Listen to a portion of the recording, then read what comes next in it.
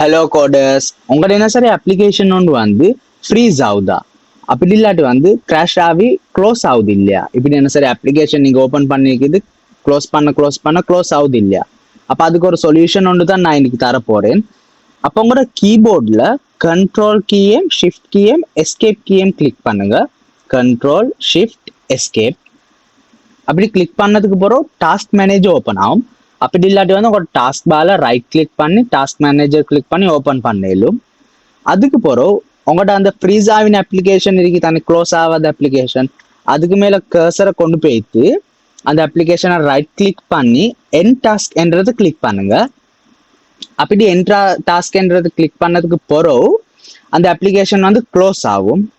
So இந்த video உங்களுக்கு மிச்சம் யூஸ்ஃபுல் ஆயிடுச்சுன்னு நான் நினைக்கிறேன். இந்த வீடியோ உங்களுக்கு மிச்சம் யூஸ்ஃபுல் ஆகினா இதை லைக் பண்ணுங்க, ஷேர் பண்ணுங்க.